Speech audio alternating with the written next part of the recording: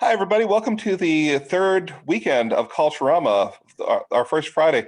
And we've got a great thing today. Tomorrow, we're going to have a whole bunch of really interesting people. The return of Anders. We'll have Tim Hatch in the morning. All sorts of great stuff. It's going to be a day of great creativity. And then Sunday, and we're not even done with. We've got another weekend after that. It's going to be great. After Thanksgiving, all of the people on that day are specifically dislike Black Friday. So come and get your anti-Black Friday day on. We are uh, recording as many of these as we can, and we're putting them on our Culturam page. And I just want to, I know some of you see me do this 100 times, but I need to do it one more time to show you. And that is, I've lost it. There it is. That is here. And if you could sign up here, we're going to keep Culturama going all year long now that we have Zoom. Every month we're going to have events, and this is where we'll let you know about those events. Starting probably in January, where we're going to start with Ishan Lai and her new book, Pinups, which she'll tell us how she wrote it and how to write something similar to it. So it should be really great event. So sign up there, please. But tonight we have our agents and publishers panel. We have Elise Capron from the Dykstra Agency. She's be happy to talk to you about that road to agency and if you want it or not. And we have Mark Givens, who runs Pelicanesis Press, one of the great presses in the world, as far as I'm concerned. And yeah, well, because I'm on there, and so it's all about ego. But truly, it is a fantastic press. And one of the things I really love about it is it's an inland empire press too.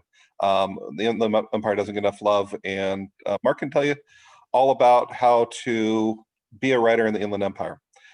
Okay, so without further ado, Elise and Mark.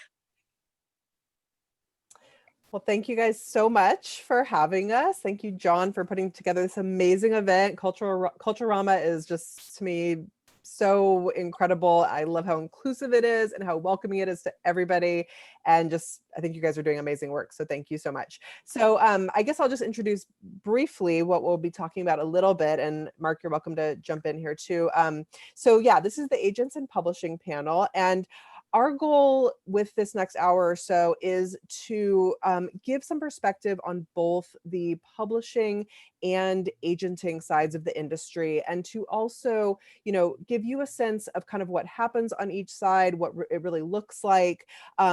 Also kind of to look at a little bit about the differences between traditional indie publishing, what process looks like there, agent, no agent, all these big questions. And so we hope that everyone joining us tonight will kind of come away with an understanding of the functions that different types of publishers and agents can provide to an author, what an author is also expected to bring to the table in all those cases, and the roles of things like marketers, promotion, what authors can expect, again, what they need to bring to the table as well, and just kind of, we'll give a kind of a big picture of what it all looks like. I think, so we're each going to kind of chat a little bit about our side of the story, do some back and forth interviewing. I think this will kind of flow into an organic conversation. And then we are also more than happy to take specific questions as well. Mark, do you have anything to add to that?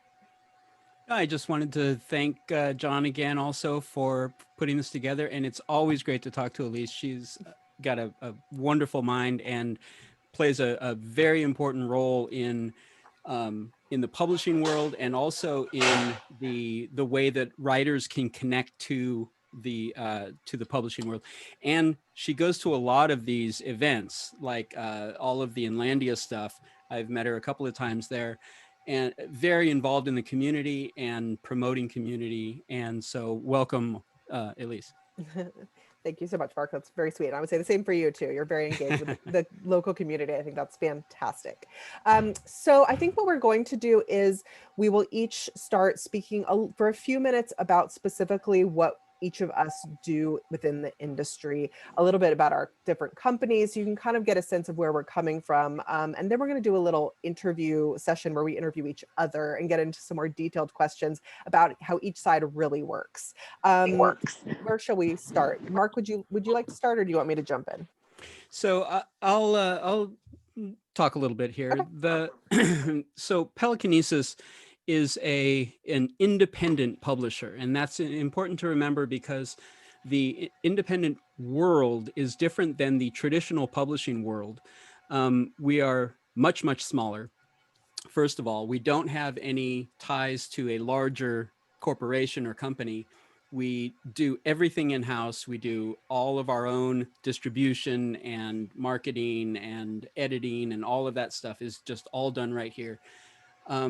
So when an author works with an independent publisher, they are much more involved in the process. They have to do a lot of the editing themselves. They have to do a lot of the marketing, a lot of social outreach.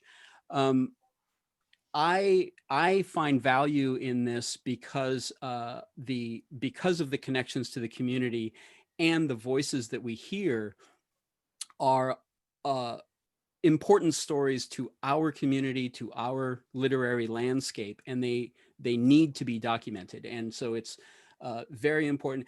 Do they have a market? I don't know. They're good stories to me. They're important voices to me. So it's important to get them down on paper and to get them out into the world. So that's one of the main differences between independent press and traditional publishing. The role that Elise plays, and she can speak to this a little bit, is about, well, why don't you tell us, Elise, what does an agent do in this context? Yeah, so kind of bouncing off everything that you just said, Mark, the agent's role is really to be thinking about the market at all times. And so we are essentially at our core salespeople, but we're also, I think, career managers, and we're really looking at that kind of intersection between, with projects, of course, that we love, because I will only take on a project that I love, but also really thinking about that wider marketability and whether that commercial audience exists, because that is where an agent is going to I like to kind of call it like add value to that project, which is the necessary piece when you are going to work with a big publisher. So kind of looking at like Mark versus me, if you want to go to the big Random House, if that's your goal and your dream, you absolutely will need an agent to help you on that process to get there. So that's really where I come in. And I can speak a little bit, I guess, to just my agency too, to kind of give you a little bit of sense of who I am. And then Mark, maybe you can talk a little bit about your history as a publisher too. I think that would be great. But just to give you a little bit more sense about me. So the Dykstra Agency, we are a boutique agency. We can talk a little bit about what that means too a little bit later on. But we are a boutique agency. We've been around for over 40 years, and we are based in San Diego, in Del Mar actually, but in Southern California. And we have always been based in California. We were one of, I think, kind of the first big agencies that was not in New York, back before email and cell phones and everything. I don't know how my boss did it at the time, but we're a generalist agency. We represent every area, almost every area. There's some things we don't do, like unfortunately, like poetry, as much as I admire and love that. But yeah, we're generalist agency, and everyone at the agency really focuses on a different area. So, which is another important piece that we can get into later, is really targeting agents who do the work that you're doing, which is a crucial part of finding the right agent for you. But just to tell you a tiny bit about the type of people we represent. So we're best known for, and I can flash some books at you, we're best known for representing a lot of the big Asian American women writers, such as Amy Tan, Joy Luck Club, Lisa C., who wrote Snowflower and the Secret Fan, and this is her beautiful most recent book, Island of Sea Women. We also do a lot of big serious nonfiction and history. So we have this really amazing bio of Ruth Bader Ginsburg that has come out this past year that's done really well. And then we do a lot of, I do a lot of like literary fiction for the adult market. So one of my authors who I particularly love, I love them all, is Tiffany Yannick, Land of Love and Drowning. But we also do, we do science, we do self-help, we do memoir, we do romance, we do really every area. And there is, like I said, an agent at our agency to do each of those areas. And then I have myself, I have been at the agency for, I'm just about to have my 18th anniversary. And I specifically focus on literary fiction in the adult market. And then on the narrative nonfiction side, I primarily work with historians and journalists doing a lot of cultural histories, history of science and medicine. I love to read about like 19th century surgery, things like that. So that gives you a little bit of a sense of me. And then in terms of what an agent actually does, just to give you we'll get into more of this in detail, of course, but the kind of bullet point version of what an agent does is we are your representatives when going to big publishers, which again require an agent to be part of the process. So we are the people who work with you to get your project ready to sell. We submit the project to a lot of publishers for you. Hopefully we get several offers. We negotiate those contracts, which is so important to protect you on that front. And then we kind of play career manager and guardian angel throughout the process as well during the whole life of your book. So we really kind of watchdog, make sure your book's being taken care of, all that good stuff. And yeah, and you know, it's really, really rewarding when we can do that successfully and really help build careers, which is our ultimate goal. So Elise, you don't work with one publisher. You're independent of the publishers. You work, correct. You work with the authors. Correct. Yeah. Our clients are the authors. And so you, as somebody who wants to maybe be published by a big commercial press at some point, which there are pluses and minuses to both paths. And I'm a huge advocate of finding your best publishing path, and which may or may not mean, you know, the road towards a Random House or something. I'm a person who I so value independent publishers and, you know, smaller publishers, and even, you know, hybrid publishing and self-publishing, and just all these very, very cool different outlets that we have these days, which is why I'm excited to be talking with Mark too. But yes, but our clients are the authors and we are selling to the publishers. So when you are working with an author, do you look for the publisher that you think they would work best with?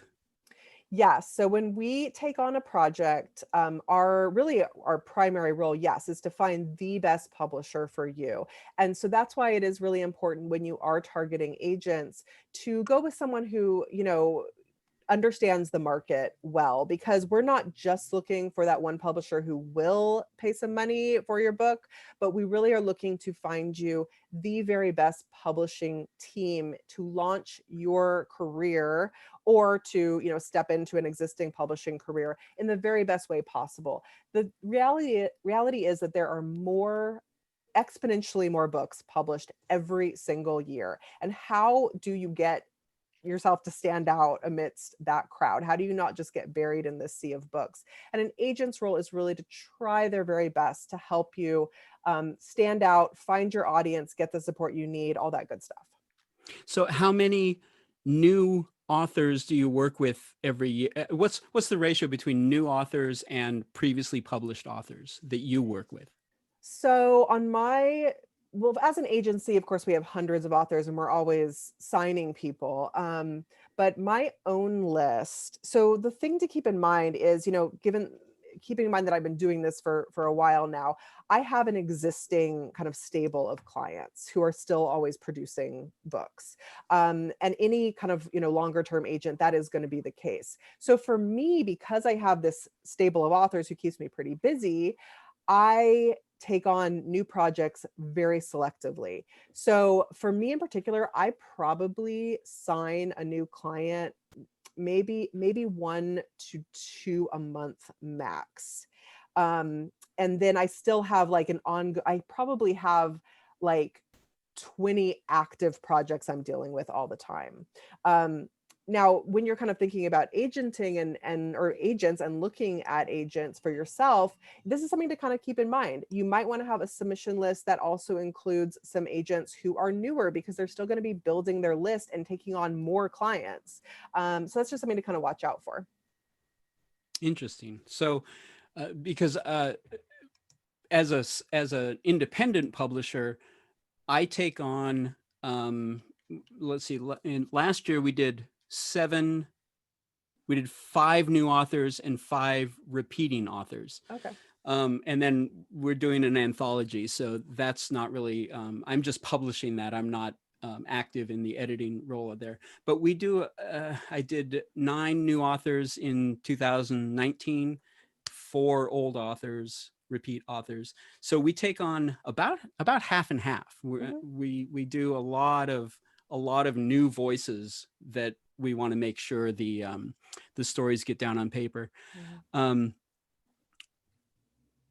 But so once you are talking to a new author, then what's the process? You find the publisher that will work with them, the best deal, the best contract, and then what's your relationship with the author at that point? Do you just let them go? So the kind of the basic version of what an author agent relationship might look like from beginning to end is, when you find an agent, you guys will work very, very, very closely together before going on sale with that project. Most agents do a lot of editorial work with you, just really getting everything as polished as possible and ready for submission to publishers. Then there's that whole submission process, which is going to be different for every agent. And it depends on the project too. Sometimes I might go to one publisher who I think is like the dream publisher for you. In most cases though, I'm probably going to anywhere from 8 to 20 publishers at the same time in a submission. And a submission period can usually take anywhere from 3 to 5 weeks, sometimes longer if we need to do multiple rounds. And that whole time, I'm in direct contact with the acquisitions editors at those publishing houses, who are the ones who actually acquire your project on behalf of the publishing house, and who are going to be your in-house advocate at the publishing house.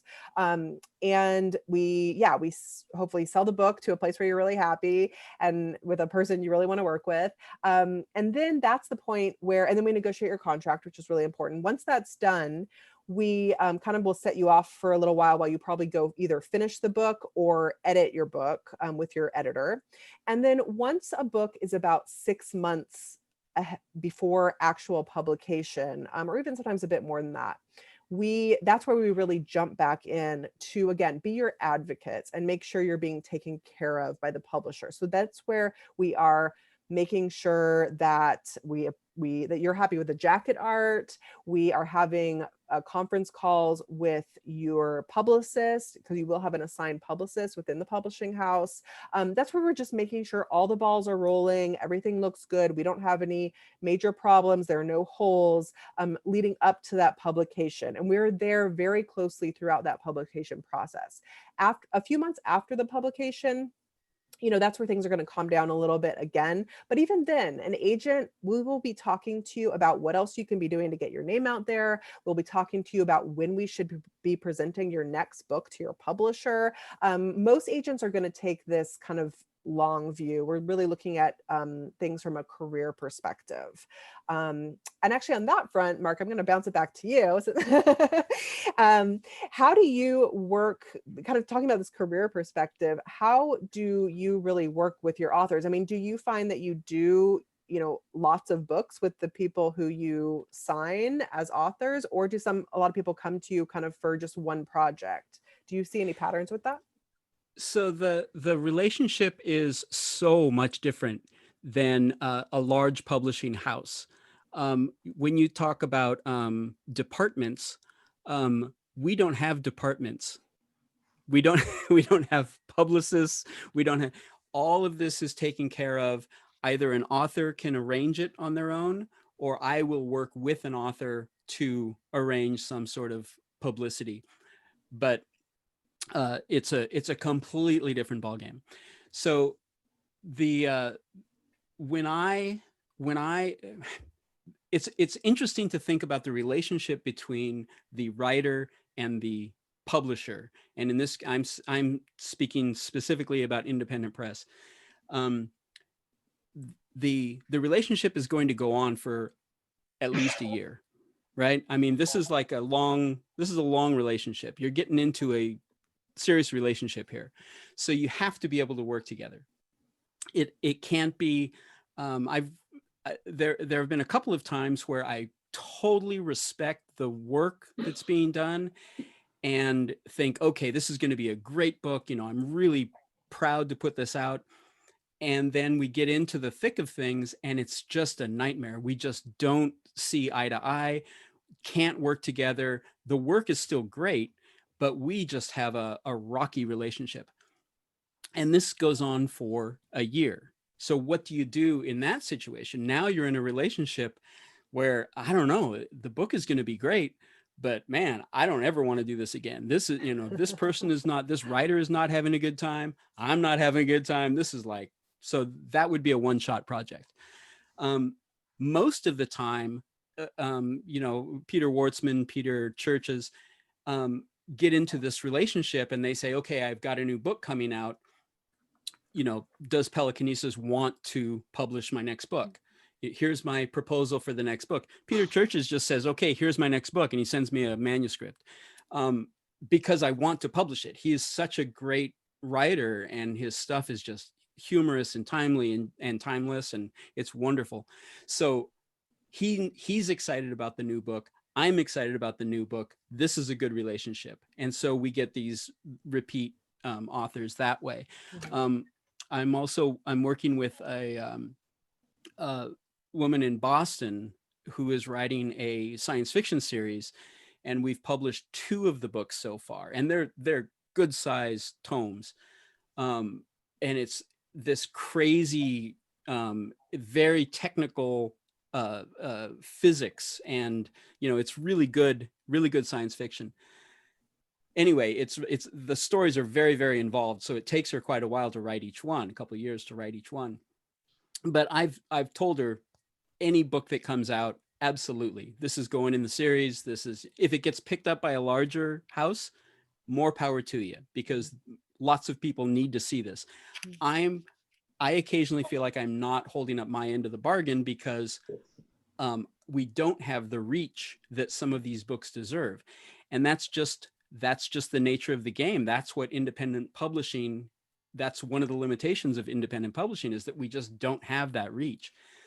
So if one of our authors can talk to somebody like you and say, I've got these books, I am fully in support of that kind of thing. Even if it pulls that author away from Pelicanesis, it's good for the community in general, the literary community in general. So I say, absolutely. And this is wonderful. If you can get more exposure, I'll do whatever I can to help you with that. So that's not profit driven. And that's another unique feature of independent press, is that it's not often profit driven. So it can be, but in general, I think it's more an interest in the individual books, individual authors, and a very personal connection. I want to get more into literature of this area. I've done, in the last couple of years, I've focused more on Southern California and the Inland Empire in particular. But I've published books by, from, our first book was from an Israeli woman. It was a collection of fables and tales. That's where we started, and we've got books from Australia and Brighton and just a bunch of different places. But I want to focus more on the Inland Empire. That I see that is a more, I think our voices can be heard more if we have more people supporting them. So that's what we're doing with Pelicanesis. Also, I've been collaborating with Dennis Kalachi, who is, he does Shrimper Records in this area. And we're working on a chapbook series under an imprint called Bamboo Dart Press. And John's new book, just his chapbook, John Brantingham's chapbook, came out recently. called Life Orange to Pear, and it's a nice 50-page chapbook. So we're doing this whole series. We've got one by Stephanie Hammers coming out, one by Dennis. Meg Pokeris was the first author on this series. Some really, really, really good chapbooks. So and those are much more local. Those are much more intimate, very, very small community, very very focused, which is going to be nice. Mm-hmm. And Mark, just because I talked a little bit about the Dykstra agency, and I'm sorry, I know some people are asking for the name. If I skipped saying our agency name, it is the Sandra Dykstra Literary Agency. But Mark, yeah, I got to speak a little bit about the agency's history. And while I know probably the community watching this is Pelicanese is a big presence for a lot of people. It's wonderful.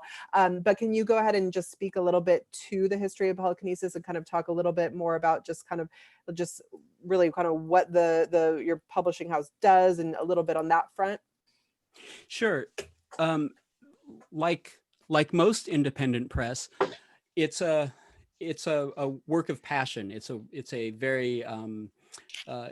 very important for me to get the stories that I've been hearing for so many years down on paper, part of our history, part of our local history, documented. And there's so many creative voices in this area.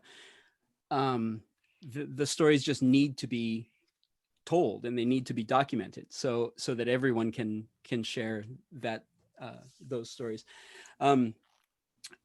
We've been going since 2011, I believe.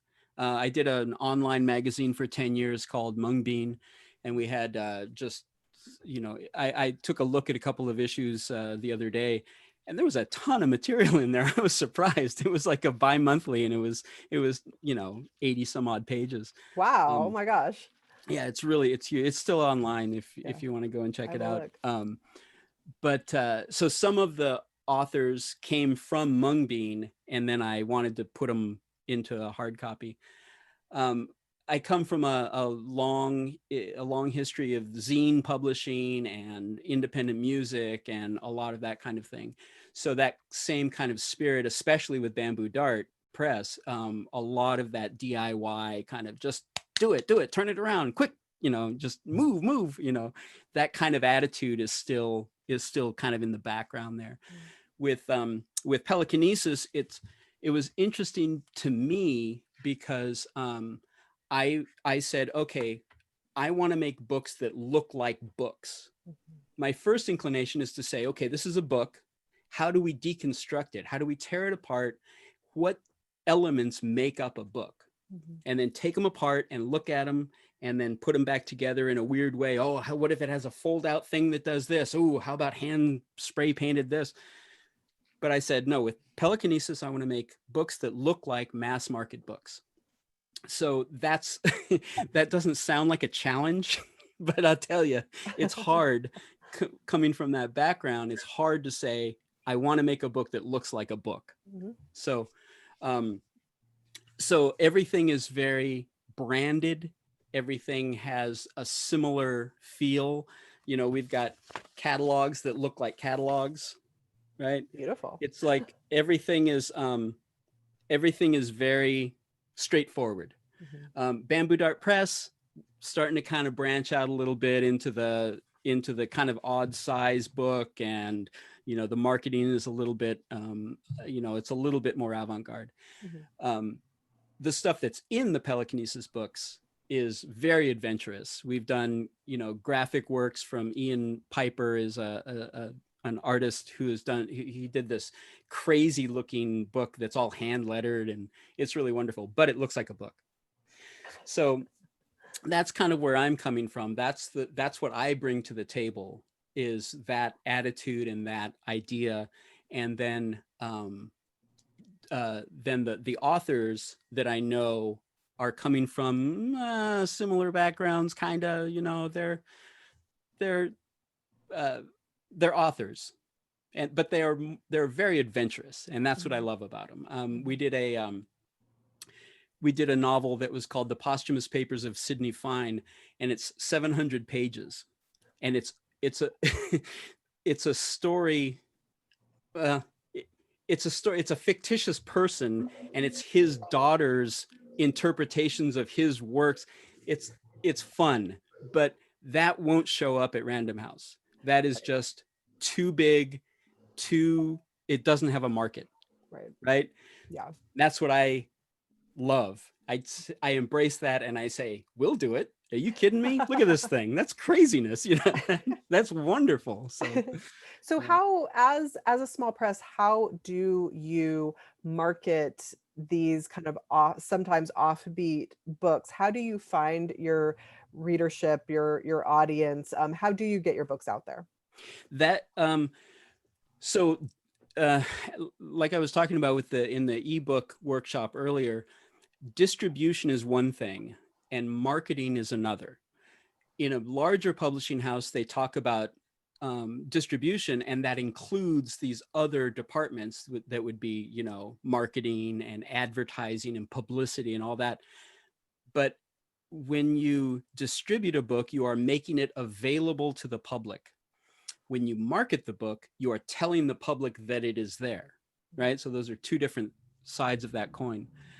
Um, so we can make the book and distribute the book, and then the marketing comes in collaboration with the author.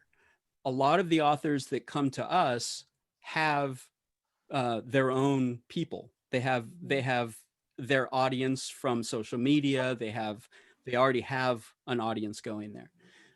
They also have very direct ideas about how to market a book. Here's what I want to do. I want to do this. So the way I can help as the publisher is that I can contact magazines. I can contact awards programs that are only available to the publisher, not to the author. So I can help out that way, and I put up money for different projects like that. But the advertising side of it, that's the hard part. That is the part that every independent press struggles with and continues to struggle with. So do I keep looking for ways to do that. And I try this, that doesn't work, because a lot of the larger magazines, they don't have time for an independent press. They've got a lot of, there are tons of books coming out every year and more every year, right? So it's a very, very competitive market. An independent press is playing in a different ballpark. So as long as we can acknowledge that, those confines, right, and acknowledge that we're not going to get an interview in the New Yorker, for example, we have to focus our energies on where it is going to sell, which is over social media and directly. We can sell directly, and then we can hitch our wagon to other projects that are going on. If there's something going on with Native Americans, we've got money that's going to Native Americans from the sale of this the book, this science fiction series. Some of the money goes into the Native American Relief Fund, right? So there are ways that we can tie into various things, but it's a hustle. It really is a hustle to figure out how to do that. Whereas, and you can speak a little bit to this, Elise, is that how do you do it? How does your relationship to that environment work? Yeah, I will speak to that in 1 second. I actually do have just one other follow-up question I want to ask Oh, you sure. first is, so in your case, and for everybody listening, do you find it helpful, and is it a regular situation where some of your authors might also bring in like a freelance publicist? Will that happen? Oh yeah, absolutely. Yeah. I don't want authors to spend a lot of money on things like, sometimes they'll hire an editor, sometimes they'll hire a publicist, but sometimes, but it's tough. It's really tough because it's hard for an author to know what's going to be effective and what's useful and what is a scam. Because anytime an independent artist raises their voice, there are 10 or 15 people who want to take advantage of that voice and get money out of them. And authors who don't know the environment don't know what's going to be an effective use of money or time, or energy. And so they might hire or they might go for a marketing program, and nothing happens with the sales, like it doesn't boost sales, and they feel like, okay, so marketing doesn't work, right? So you have to have a talk at that point and say, well, that marketing program didn't work. That doesn't mean marketing doesn't work. That means that was not the right fit.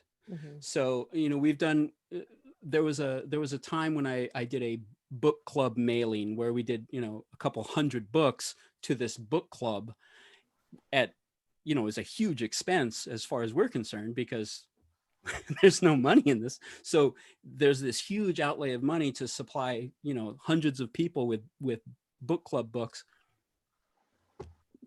It didn't do anything. They didn't advertise it. They talked, amongst themselves about this book, but it wasn't really a marketing opportunity at that point, right? It was just an outlay of cash, a goodwill gesture, perhaps. I'm not really sure, but that doesn't mean book clubs don't work. It just means that wasn't the right fit for what we were doing. So that kind of thing is tricky, because it's the author is encouraged to bring whatever they can to the table. If the author wants to hire a publicist, I'm all for it. Let's look at it, and I will help navigate some of those waters. But yeah, absolutely, take a look at it. If it's hundreds and thousands of dollars for a month of PR services, let's take a look at that again. Let's back up a little bit and say, is that the right approach? Absolutely. And I completely agree with you from my perspective too. It can be really hard to know where an author should spend extra money, that sort of thing, and what's going to be helpful or not. So I guess to kind of piggyback off what you're saying from the agent side, I can add a few things. So perhaps I'll start by saying that one of the big misconceptions I actually do hear a lot around what an agent is going to do for an author is some agents do kind of see some authors do seem to see agents as their publicists as well. And I do want to be really clear with everybody that an agent is not your publicist. There are some agencies out there these days who will offer some like publicity services as like an extra on the side, but don't expect that from your agent. But in terms of what this might look like a little bit, if you were to go the agent route and go with a traditional publisher, I mean, a lot of the same things apply. So you're going to have you will have an assigned publicist, because you're going to be with a big publishing house where they can afford to have different departments, all this stuff. And you'll have that assigned publicist and hopefully a couple other people you can reach out to as well. But even then, there are no guarantees. And, honestly, sometimes going with like a really small team at a small publisher versus like some massive press where you have a whole dedicated department to your project, sometimes that doesn't guarantee like a success versus not. I do think a lot of it is about having a team who is creative, which, Mark, you're speaking to kind of like really thinking about what makes sense for certain books. And I think that's so great to hear. And the thing too is, we're all fighting desperately to get noticed in these like same like 5 channels that matter, in huge quotes. Everybody wants to get reviewed in the New York Times Sunday Book Review. Everybody wants to like get a story published in the New York. I mean, there's just like this tiny handful of kind of cultural touchstones that we have decided like matter when you've published a book. And I think that is really such a mistake, because so many books are not going to get there. And so I think that what is so much smarter and something to really think about, whether or not you have an agent and whatever journey you are on with your publishing is to think creatively, to think about what you can bring to the table, about to think about what mailing list and you already have, what audience you can reach. That is all really valuable information that you can, let your agent and or your publisher know. And can be really, really helpful to the process because, these days too, I think it's just so vital. Those publicity teams I see at the big traditional publishing houses, when they are kind of going beyond that initial like publicity plan that we talk about 6 months ahead, and really thinking about how to actually very specifically target types of readers instead of just doing these blanket mailings of a million galleys, which are not that productive, as you've just spoken to, is really important. But yes, on the traditional side, yes, you will have that assigned publicist, and you'll have that agent who is going to be bugging the publicist when they haven't gotten an answer yet, that sort of thing. And then sometimes an agent also can help a little bit in terms of things like if you have a really terrific essay and we all agree it's very, very strong, and I have the best connection at a certain magazine or something like that, in those cases an agent can submit that for you, and sort of play a little bit of kind of publicity support there. But yeah, for the most part, what we are doing is kind of being the guardian angel to be sure that the publisher is doing everything they promised, and to kind of initiate conversations when they need to happen. But none of this is a guarantee. Sometimes we have some of our authors who will even bring in a freelance publicist, even when they're being published by a huge trade press. And sometimes that helps, and sometimes it doesn't either, and sometimes they spend a ton of money. So I think the better, if it's something you're at all considering, the more educated you can be about what your project really is, and being like honest about what it is, and being realistic about like who the market, like who the readership is, and how you can maybe tap into that readership, the better informed you can be to find the right partners for your particular journey, the people who can support you in the right way, and again, find your readers and hopefully have success with that book. I do think it's about communication, but it's about understanding your own work. It's about being able to express what your work is in an authentic and honest way. All those things come into play and are really important. So when you're working with an author, the publicity department is coming from the publishing house. So you are the go-between between the author and the people who are working on producing the book. Correct. So basically, Okay. when you publish with a trade publisher, your agent is going to be the person. So like here, you're over here and the publisher's over here, and the agent is right in the middle, playing Right. mediator for lots of stuff. Because I think the one reliable thing in publishing is that there are going to be problems that come up, and Right. your agent, in the case of trade publishing, maybe you're not communicating effectively with your editor, maybe a ball got dropped, maybe you haven't delivered on time, maybe it's a problem on your end. There's just endless sources of issues that can come up during the course of publication, and your agent is the one to kind of step in the middle of that and try to make sure that we get through any hurdles, that we figure out solutions. If your editor has been fired, we try to make sure you're assigned to another editor who actually gets your work, all that good stuff. Yeah, we kind of play, like I said, mediators for every part of the process. Yeah, but So yes, the publicist is at the publishing house. This is kind of interesting because I think that, I'm looking up, so I'm thinking. I think that because of that paradigm exists, authors get confused when it gets down to an independent press, Mhm. because the publisher of the independent press is playing all those other roles. It's like the agent is a buffer between the big bad publisher and the honest creative author. Mhm. But with an independent publisher, there is no big bad publishing house. It's just, us, right? Yeah.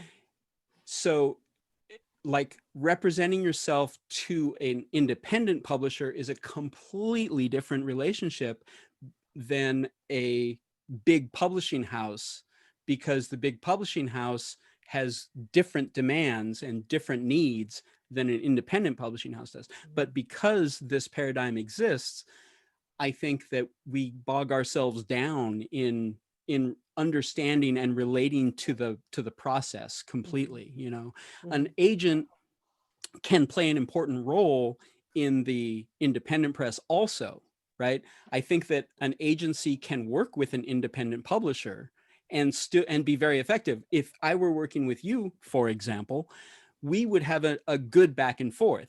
How about this plan? How about this? You wouldn't necessarily be negotiating contracts as much as you would be thinking about, is this a good fit? What are some good outlets? Kind of helping to build that kind of relationship, advocating for your author, but at the same time, understanding what market you're actually playing to. And I think that because those two things are both called publishing, we confuse the two. And so we approach an independent publisher the same way that we would approach Random House, right? And it's not the same. It's not the same. It's not the same. So I think that part of my job is to relay the fact that this is a different relationship. You're talking to me. I'm going to be the one who's editing your book.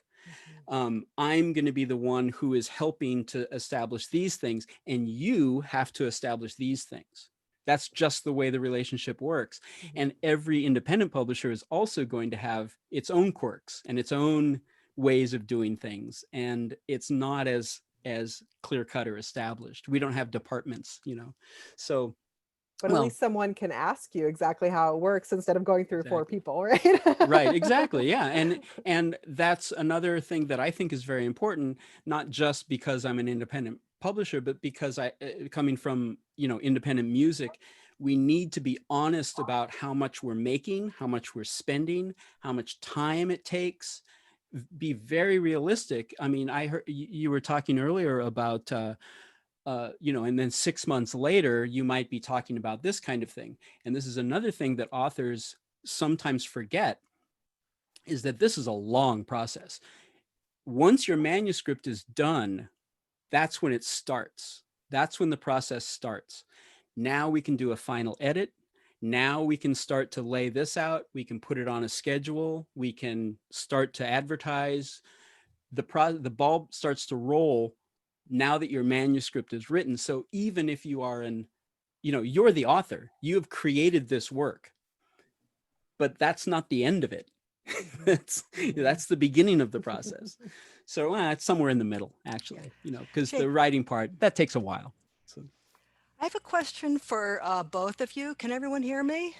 yes. Yeah. Okay.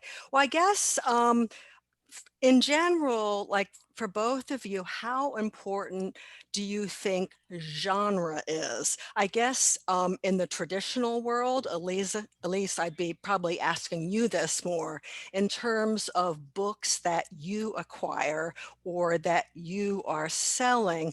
How important do you feel it is to have a defined genre? And then I guess for both of you, in terms of like the marketing part, which of course is, you know, you want the people to be reading the book. I'm curious as to how important both of you think like having a defined genre is. So I'll start, I suppose. So I guess there's kind of a few different questions embedded there. Yeah, it's a big question. Yeah, I'll try to answer where I can. So number one, it absolutely is crucial to have a very clearly defined genre in working with an agent and going the traditional path.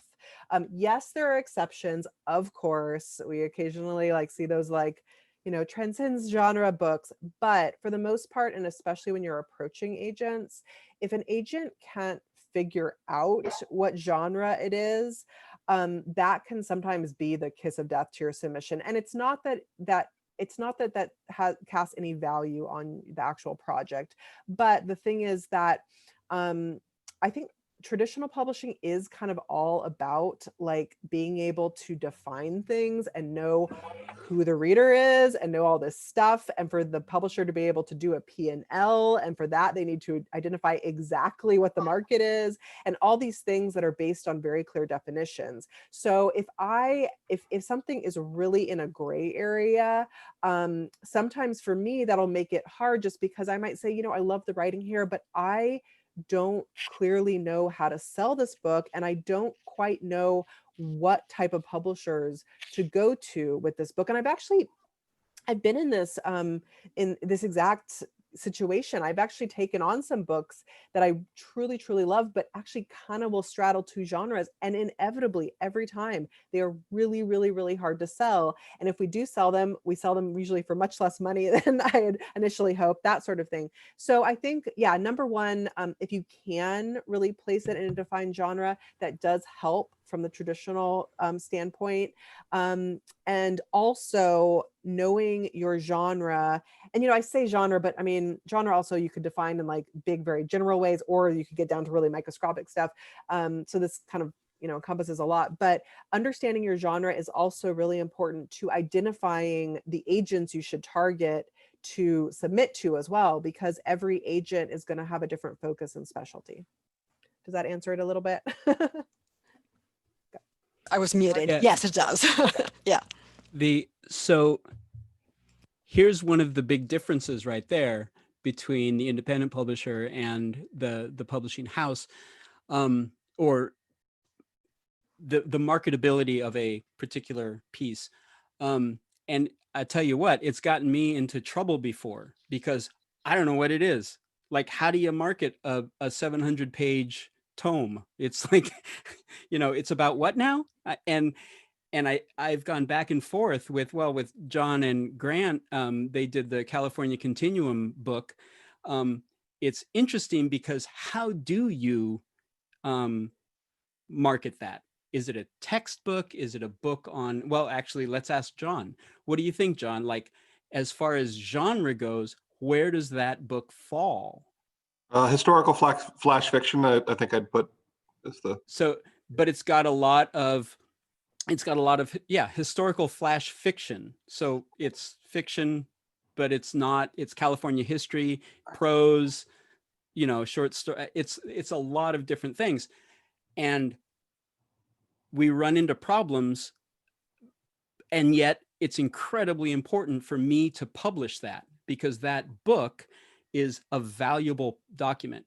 So is it important for an author to think about genre? I don't think so. Is it important to know the genre once you have the thing and you're trying to sell it? Yes, absolutely. You should know where you want to put it. But when you're creating, I don't think you need to know. I think it's not important. I think you should free yourself enough to let things happen.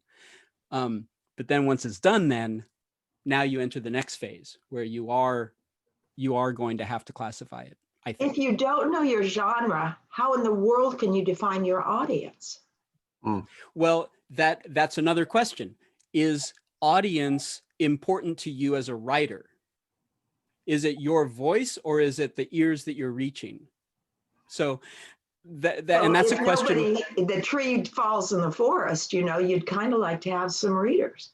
You would like to, but is that the important thing, or is writing it the important part? I don't know, and that's up to the author. If it's important to have ears to hear it, then yes, you should consider genre. Absolutely, you should know who your audience is going to be. If that's not important to you, if you need to express yourself creatively in some way, and it's this crazy novel with, you know, a lot of moving parts, that's okay. And then it's up to me as the publisher to say whether that's a good thing or a bad thing.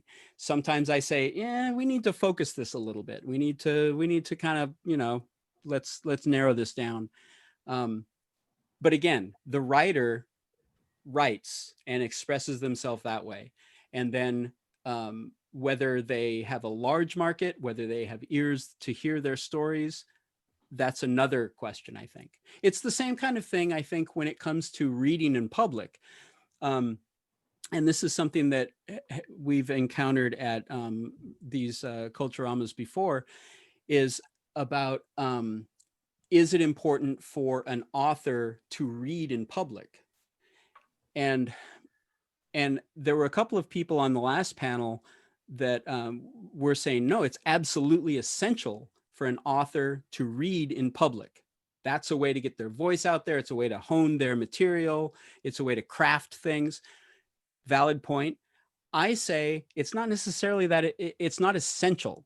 It's, to me, I see some authors who have a hard time getting out in front of people in public anyway, right? What they do is write in solitary. They write in a very enclosed environment. They don't have a sounding board. They're shy. They're terrified of the public.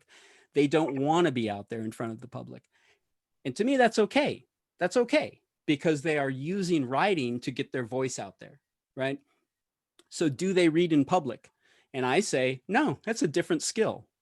Reading is a different skill than writing, right? And it's the same kind of thing about, what's the important part of being a writer?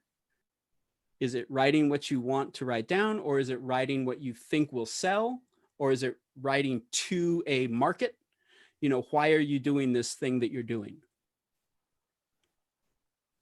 Mark, can you, just because we're kind of getting into like a little bit about how kind of you think about your writers and how the relationship might work a little bit, can you actually speak a bit more about what like your actual working relationship with one of your authors might look like things like jacket art? Does like the author have, in your case, like input on the jacket art, and what does kind of that day-to-day look like in terms of actually creating the book?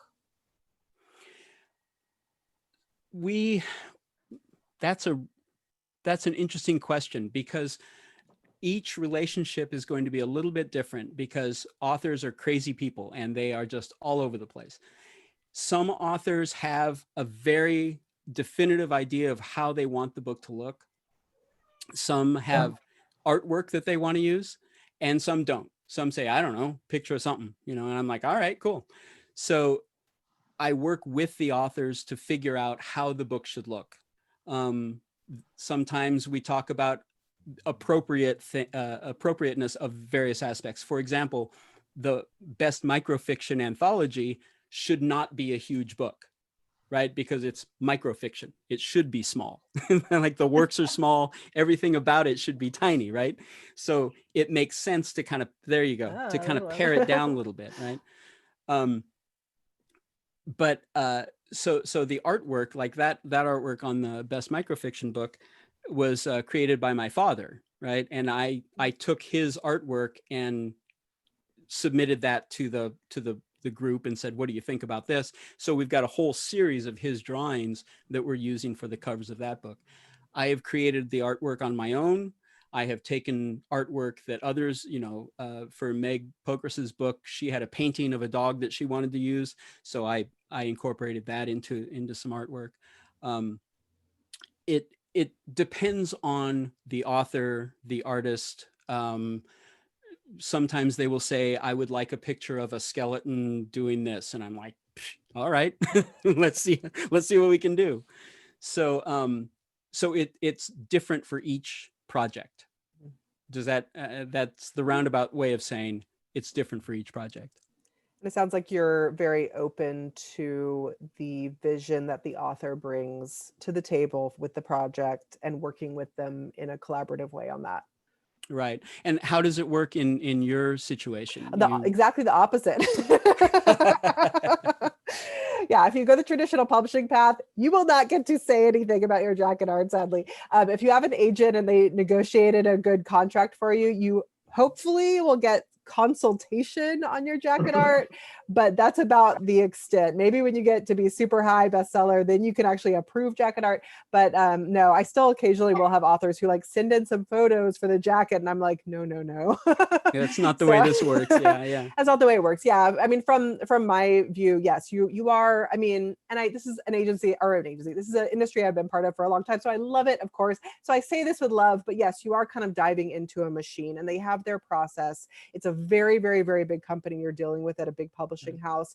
And as, especially if you're like kind of a newer author, you're not going to have that much influence on everything. But part of the agent's role is just kind of, again, making sure that you as the author are basically as happy as possible with everything. And that if there are any like major holes that do come up, just major lapses, that agent can come in and kind of help with that and make sure it gets corrected. We try our very, very best to make it a collaborative process, but there is, yes, going to definitely be a lot less involvement and control when it comes to the trade or commercial side of publishing. And then how does it work with authors as far as appearances and readings and things like that? How does that work as far as you're concerned? Yeah. So, well, these days, not Right. not at all. Which I'd Yeah. love to talk to actually about how this whole crazy world has been different. But so we don't do really. An agent is not going to do much in the way of helping organize events. That again is all going to be through your people at the publishing house for the most part.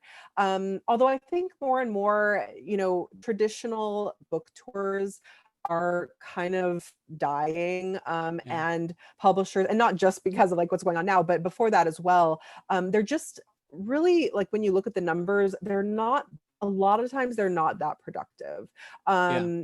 Tons of money, especially if a publisher is like paying for an author to travel, which they of course hardly do anymore, but when they do that, you just think the hundreds and hundreds of dollars they spend getting an author to one place, the hotel, all, it's huge expense. And maybe they have like 20 people there, maybe half those number of people buy books, because people still unfortunately go to book events seeing it as free entertainment instead of seeing it their ticket to that event as buying the book. A lot of people still do that.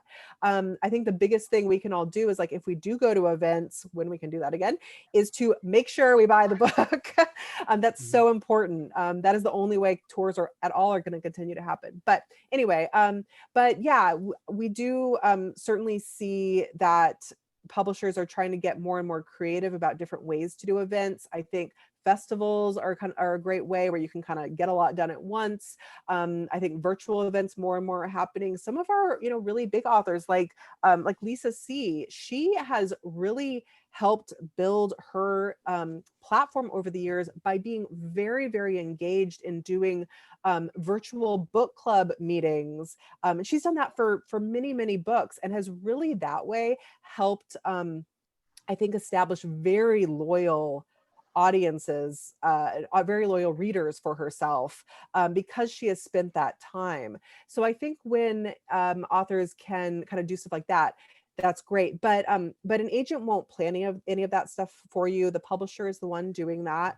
And then some authors do also have lecture agents or speaking agents as well. So that's where, if you have a big enough audience, then that you have a whole separate agent who handles that part of your career.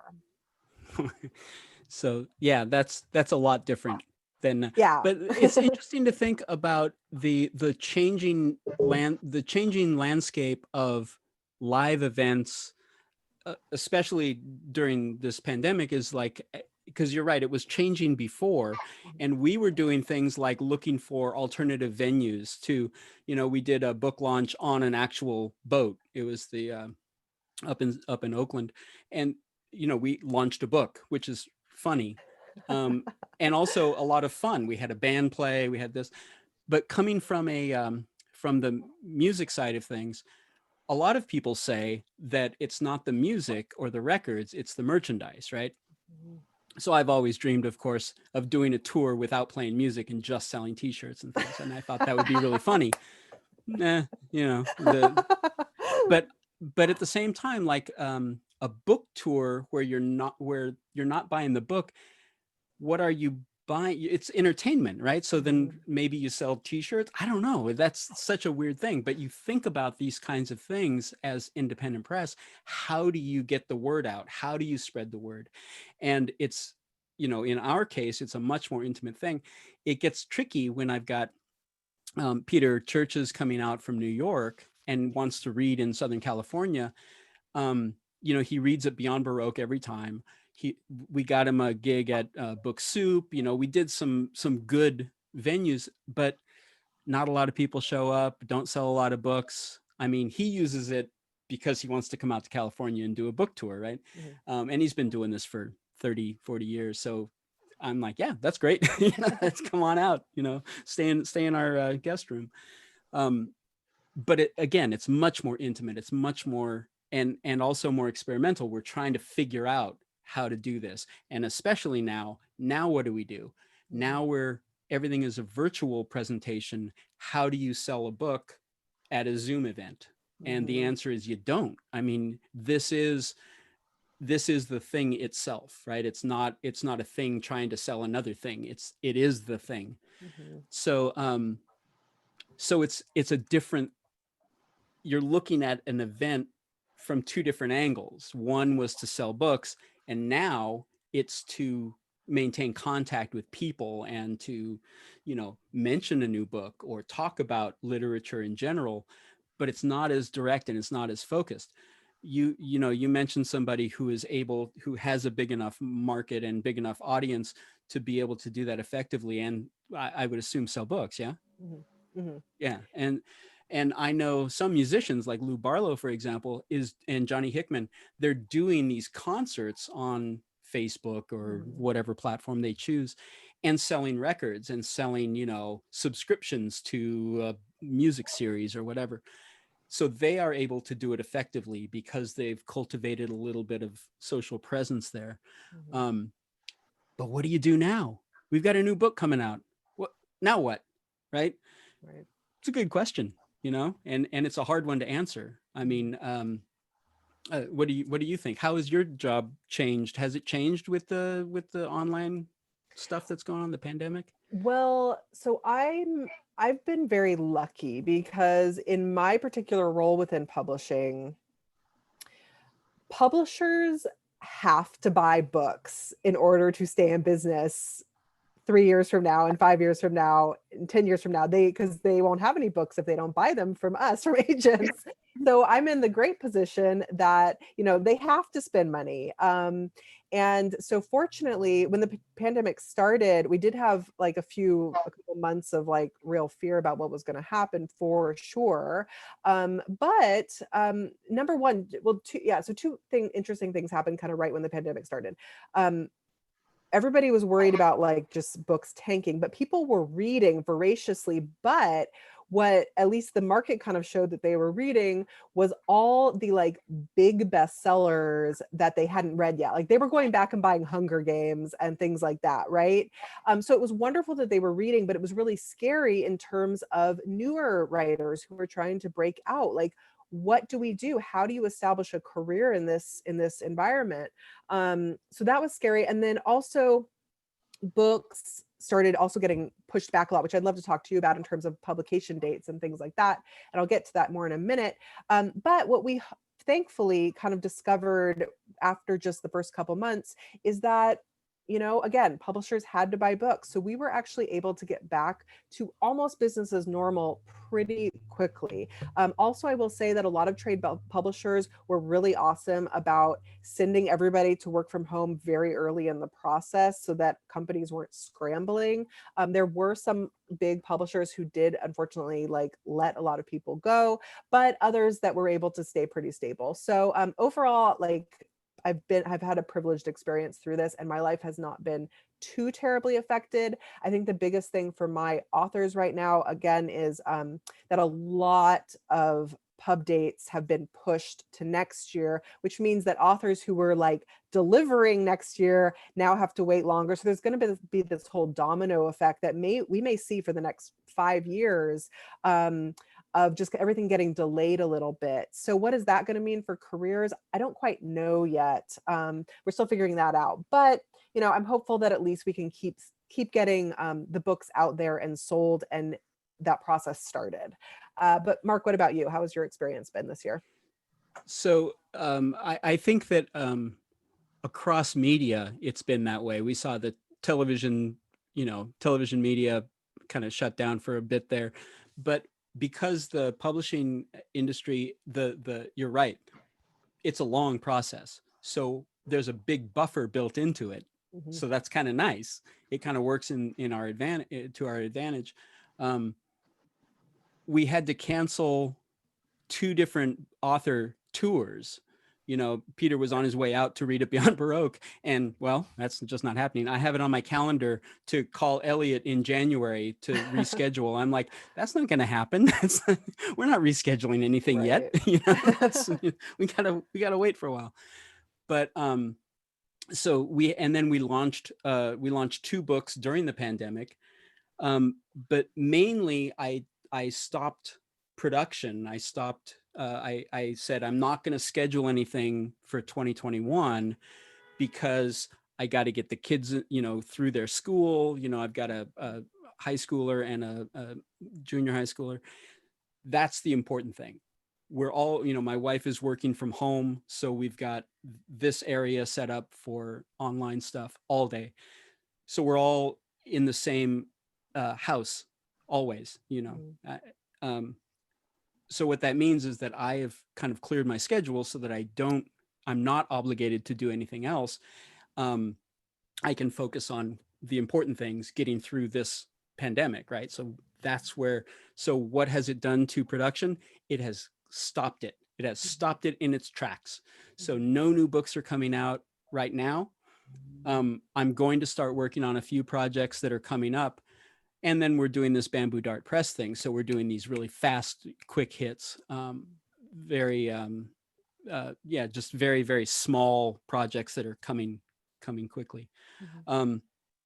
So that's how it's affected me.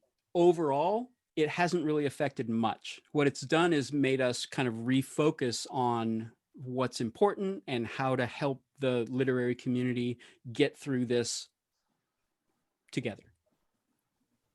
Absolutely. Well, I'm doing events like this is part of that, I think, as well. Exactly. Yes. And I guess, yes, John has just told us we are not allowed to go beyond 6:30. So since we have 12 or 13 minutes left, maybe we should open it up to questions. If there aren't any, we can keep chatting, but does anybody want to chime in with anything? There was one in the messages. Somebody asked, what does a sister press mean? Mark, do you want to speak to that? Sister press? Yeah, I guess somebody'd seen a sister press in one of your presses, and they were just wondering what that meant. Or it could have been not your press. So I think that I'm not sure exactly what that would mean. However, I think that the relationship between presses and projects and authors and publishing houses, especially on an independent level, they're not incestuous, but they're all related, right? So like I will know a small press, you know, the people over here in Joshua Tree who put out books, and or I might start up a project with Dennis over here, so that could be considered a sibling or a, you know, we just have all these relationships. Not that we all know each other, but at the same time there are relationships between projects. Okay. Is that about right? Yeah. And Cindy asks, how important is it for the author to have a website, blog, social media following? Just to speak to this briefly, in terms of from the agent side, it definitely is helpful when an author has some kind of presence. Just I can see that you're out there and engaged and getting your work out there and your voice out there. It's certainly helpful. I think at the bare minimum, you want to at least have a very simple, basic author website that has a little bit of info about you, that I can, you know, read your bio and see any previous books you've done and have contact information and just that good, like basic stuff. If you're into Twitter and it works well for you, awesome. Don't force yourself on certain platforms where you like hate it and it's just wasting your time. But if you can make it work for you and enjoy it and use it as a networking opportunity as well, you know, that's great. It really does help. Yeah, and Cindy did a tiki book that was, it was wonderful. It was really, really good, and the web presence and the social interaction there was very, very helpful. So I think it's very important, and you're doing it right, Cindy. Mark, and that led to a producer and a director contacting me through Right. that article, and they're doing a documentary that they want me to be in, Oh, part good of the job. line of it. So we're going to be shooting next year after Great. COVID. Cool.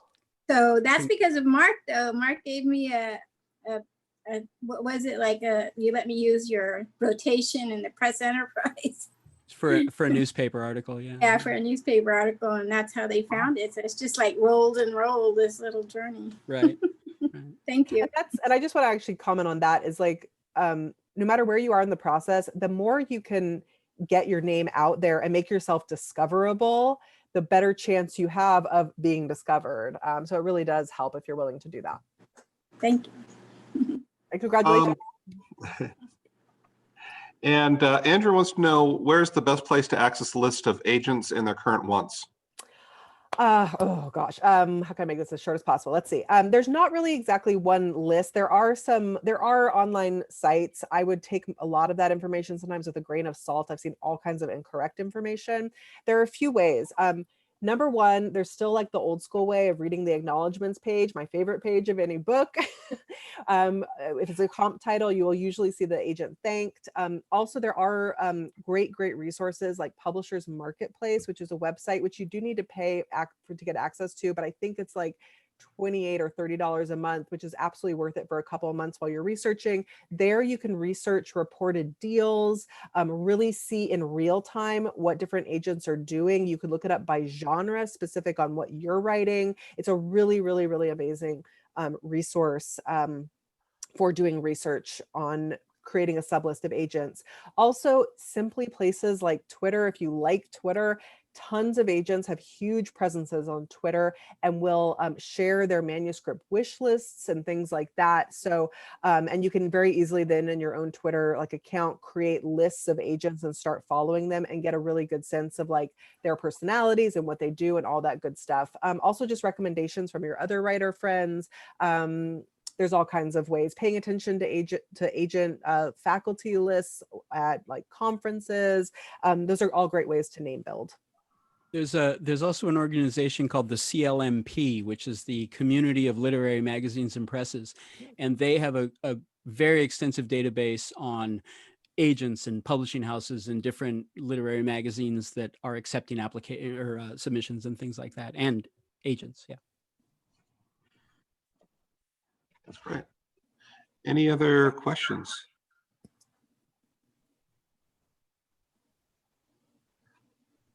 Okay. Well, it looks like we're out of questions. Maybe we'll take a moment if anybody has one to follow up, just as it occurs to you. Nobody? Okay. Well, thank you so much. If you're all interested in the business of writing, we have Bonnie Hearn-Hill coming up on Sunday morning, I believe, and she's going to talk about. She's doing confessions of a contest judge, which she has been Many times. And tomorrow we're going to have a list of. It's all generative workshops tomorrow. So starting with Tim Hatch, all the way to who's here down at the bottom, all the way to the evening with Kareem Tayar. And in between there, we'll have Anders too, and somebody else. Okay. So thank you so much, and thank you for being here. We really appreciate it. Thank you, John. Yeah, thanks Thank you, everybody. Elise. It's super fun. Yeah, thank you, Mark, and thank you, John, for doing everything you do. This is just a wonderful event. Mark, thank you, Elise. Thank you, Elise and Mark. Great advice. Great to hear the stories. Thanks, Eric.